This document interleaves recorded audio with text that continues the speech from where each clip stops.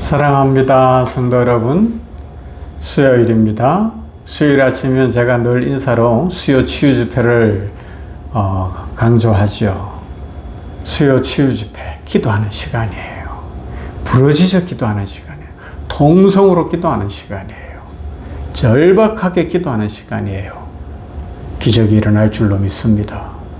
기도하는 사람들이 모여야 우리 병원교회가 부흥하고 우리 병원의 경영이 잘 되고 우리 직원들도 그렇고 성도들이 모여야 돼요. 5시 반이면 퇴근인데 병원에서 밥 먹고 6시 반에 모여서 기도해야 돼요. 기도 안 하고 어떻게 축복을 바라며, 기도 안 하고 어떻게 치유를 바라며, 기도 안 하고 어떻게 부흥을 이야기하겠습니까? 기도해야 합니다. 기도하십시다. 모이십시다. 열일 제쳐놓고 모이는 거예요. 하나님이 응답하시고 복 주실 줄로 믿습니다. 이 말씀이 하나님의 말씀으로 그 가슴에 들려지는 주의 백성들에게는 복이 넘칠 줄로 믿습니다. 말씀 봅니다. 시편 62편 5절부터 8절 말씀. 시편 62편 5절부터 8절 말씀입니다. 나의 영혼아 잠잠히 하나님만 바라라. 무릇 나의 소망이 그로부터 나오는도다. 오직 그만이 나의 반석이시요 나의 구원이시요 나의 요새이시니 내가 흔들리지 아니하리로다. 나의 구원과 영광이 하나님께 있으며 내 힘의 반석과 피난처도 하나님께 있도다. 백성들아 시시로 그를 의지하고 그의 앞에 마음을 토하라. 하나님은 우리의 피난처시로다. 아멘. 와. 8절. 백성들아 시시로 때때로 그를 의지하고 그의 앞에 마음을 토하라. 하나님 앞에 마음을 열어놓으라고요. 사람들 앞에 마음 잘못 열면 아주 힘들어져요. 그죠? 그러나 하나님 앞에 마음을 토하라. 왜요? 하나님은 우리의 피난처시로다. 할렐루야. 하나님 앞에 마음을 열면 평강이 임합니다. 하나님 앞에 마음을 열면 축복이 임합니다. 하나님 앞에 마음을 열면 인생이 뒤집어지는 거예요. 놀라운 일들이 일어납니다. 사람들이 줄 수 없는 거예요. 세상이 줄 수 없는 거예요. 하나님 앞에 마음을 여는 시간. 하나님 앞에 마음을 여는 통성기도, 하나님 앞에 마음을 여는 기도. 자, 많은 사람들이 통성기도 그러면 자꾸 오해하는 것 같아요. 통성기도 꼭 해야 되나? 조용히 기도하면 안 되나? 조용히 해도 됩니다. 그런데 여러분, 조용히 기도할 때가 있고 소리내어 기도할 때도 있다는 것도 기억해야 돼요. 저도 오랫동안 기도 생활을 하는 목사인데 한 가지 분명한 건 뭔가 하면 하나님 앞에 어떤 때는 기도하려고 앉아서 기도를 시작하는데 마음이 분주해서 집중이 안 될 때가 있어요. 솔직히 그래요. 목사인데도 그래요. 낮 동안 수많은 사람들을 만나고 여러 가지 문제들, 복잡한 것들을 처리하고 막 머릿속이 복잡한 상태에서 하나님 앞에 기도해야지, 그래야 살지 생각하고 기도를 시작하는데 하나님 아버지 부르짖고 기도하는데 기도가 안 되고 막 머릿속이 복잡한 거예요. 막 온갖 생각이 다 들어가는 거예요. 이때는 어떻게 해야 돼요? 묵상을 한다고요. 어떻게 할 거예요? 머릿속이 너무 복잡한데 그때는 소리 내는 거예요. 주여, 주여, 주여 외치고 하나님 저 지금 이렇습니다. 막 소리 내서 그 소리를 내가 들으면서 기도하면 어떻게 돼요? 딴 생각 안 하고 그 소리에 집중하게 되는 거잖아요. 그러다 보면 어느 순간 마음이 평온해지면서 마음의 안정이 찾아와요. 그러면 어떻게 해요? 소리 안 내도 되는 거예요. 하나님 앞에 조용히 기도하는 거예요. 막 기도가 깊어지는 거죠. 하나님의 음성을 듣는 거예요. 하나님의 뜻을 발견하는 거예요.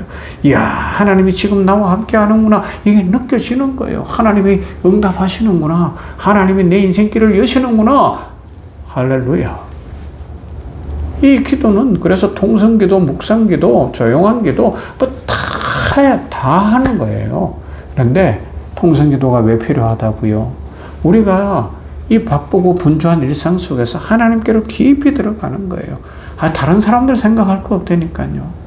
내가 살아야 되고 하나님의 은혜를 누려야 되는데 하나님 앞에 나아가야죠. 그래서 기도의 골방도 필요해요. 집에 여러분들이 저녁이 되면 뭐 바쁜 일과 중에 기도할 시간이 없었다면 퇴근해서 10분이라도 20분이라도 잠시라도 기도하도록 방 중에 하나를 구별하는 거죠. 그래서 거기에 가서 기도하는 거예요. 거기에 기도하는 거예요.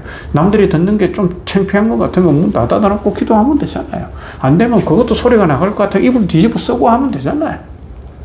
그러다 보면 어느 날부터 기도에 집중하게 되고 묵상 기도하면서 더 깊은 기도를 하게 되고 10분만 하려고 했는데 1시간 할 수도 있고 내가 기도했는데 막 응답이 이루어지고 역사가 나타나는 그 축복을 누리게 될 줄로 믿습니다.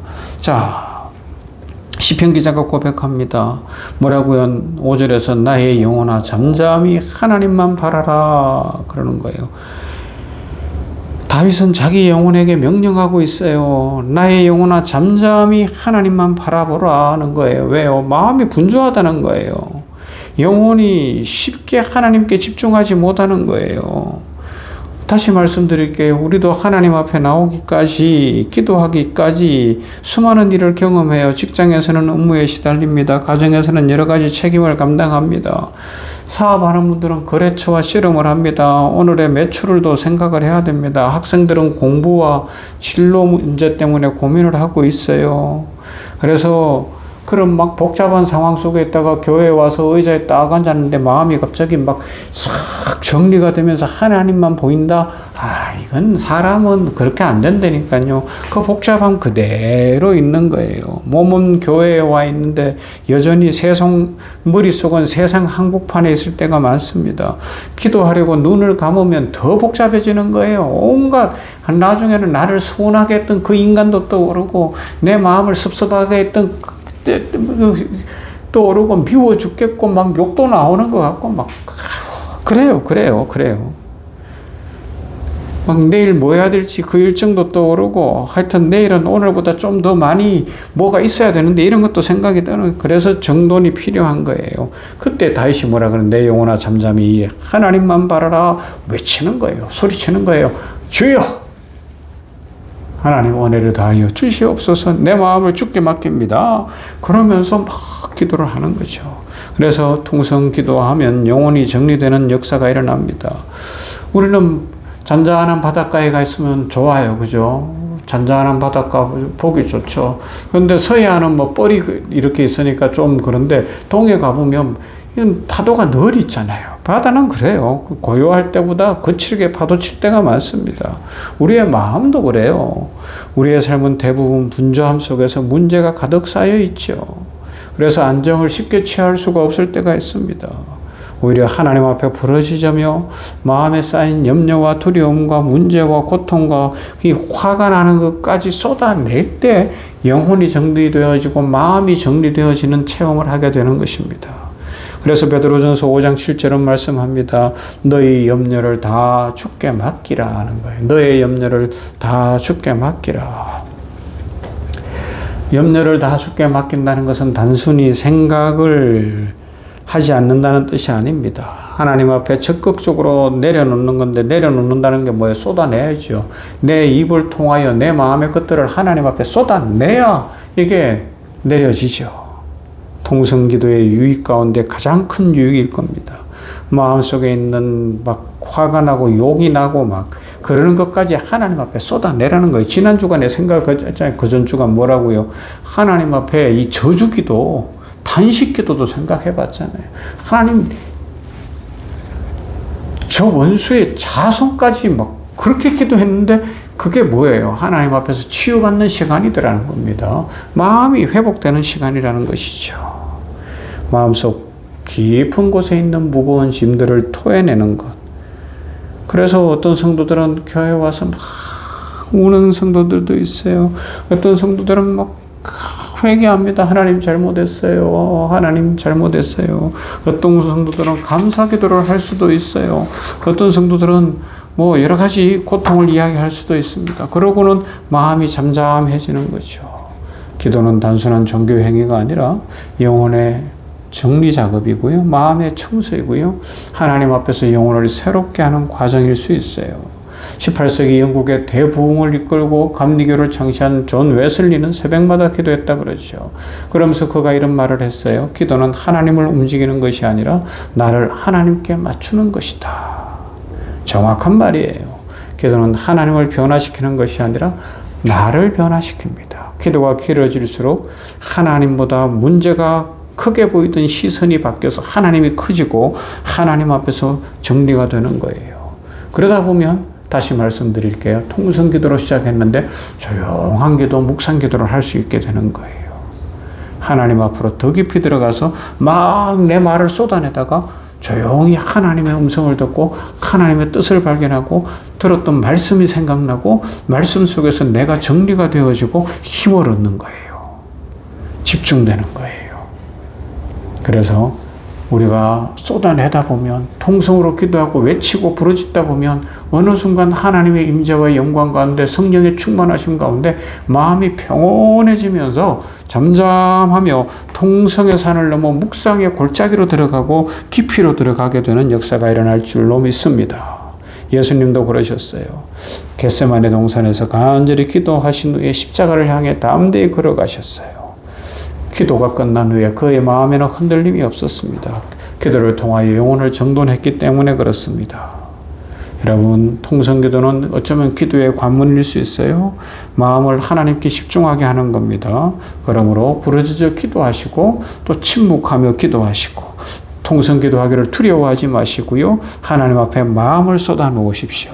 그러면서 깊이 있는 기도의 자리로 들어가서 응답이 있고 축복이 있는 인생을 살고 수요일 날은 그래서 중요한 거예요.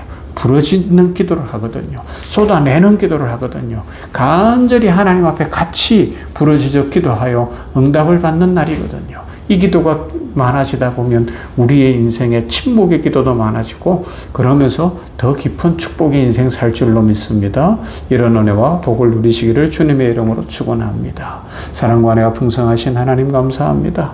복 주시려고 예비하신 날인 줄로 믿습니다. 이 한 날도 축복받아 살게 하시되 우리들이 기도함으로 우리의 마음에 있는 분주함과 괴로움과 답답함과 어려움을 다 쏟아내고 하나님 앞에서 마음의 안정을 찾고 영혼이 고요해지며 묵상으로 하나님의 뜻을 발견함으로 말미암아 통성기도, 묵상기도 모든 기도를 통하여 하나님의 축복받는 아름다운 인생, 복된 인생 살아가게 하여 주시옵소서. 수요일 치유집회로 모이는 이 기도의 시간은 부르짖는 기도요. 함께 하나님 앞에 쏟아내는 시간인데 그것을 통하여 우리의 영성이 자라고 교회가 부흥하고 질병은 치유되어지고 가정은 복을 받고 병원이 잘 되고 나라와 민족이 잘 되고 하나님의 평강이 이 땅을 덮어갈 줄로 믿습니다. 기도하는 주의 백성들이 일어나게 하시고 기도하여 다시 한번 부흥의 역사를 경험하도록 우리 모두를 복 주시옵소서. 예수님 이름으로 기도하옵나이다. 아멘. 363장이에요. 내가 깊은 곳에서 기도합니다.